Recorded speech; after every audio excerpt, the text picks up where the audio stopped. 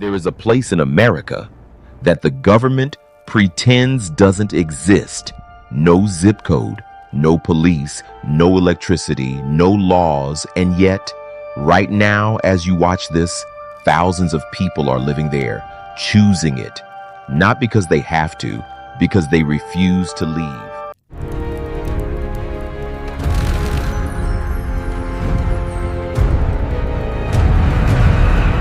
The year is 1942. The United States is terrified. So they build a secret training base in the middle of the California desert. Camp Dunlap. Thousands of Marines trained here, practicing warfare on a stretch of land so desolate, so brutal, so forgotten by the rest of the world that the military believed nothing else could ever survive here. They were wrong. In 1956, the base was abandoned overnight. The military took everything, the buildings, the equipment, the people. But they left behind something they didn't think mattered. The concrete foundations, just slabs, empty slabs, baking in the Sonoran sun at 120 degrees. Nobody wanted them. Nobody claimed them. And that is exactly when they arrived. They came quietly at first.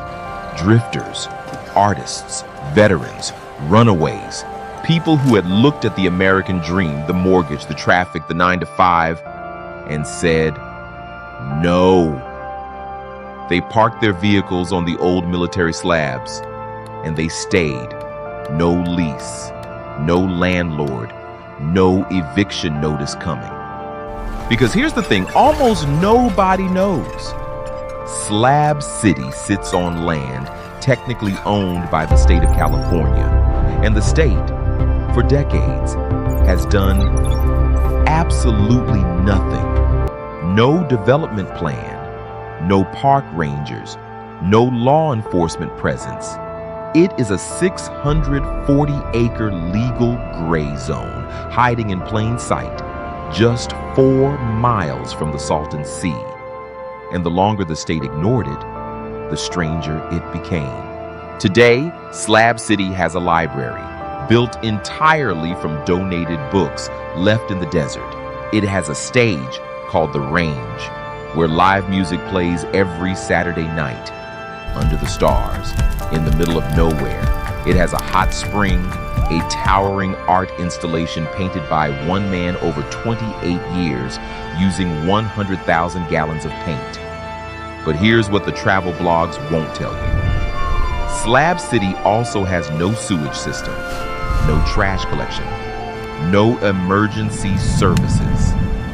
If you have a heart attack at 2 a.m. in Slab City, you better hope your neighbor is awake. And some nights out here, the temperature drops to freezing and people die quietly, without headlines. The people who live here full time, they call themselves slabbers. They are not all homeless. Some are engineers, retired nurses, former lawyers. One resident ran a successful business in Seattle, sold everything, drove here, and never looked back. They have solar panels, rainwater collection, community gardens. They have created, in the harshest, most lawless place in America, a functioning society without a government telling them how. But there's a tension here that never goes away. Because every few years, the state of California announces a plan, development, regulation, removal. And every time, the slabbers fight back, not with weapons, not with protests, but with something the government never expected. They make it more beautiful, louder, more alive, as if to say, you cannot erase what you cannot define.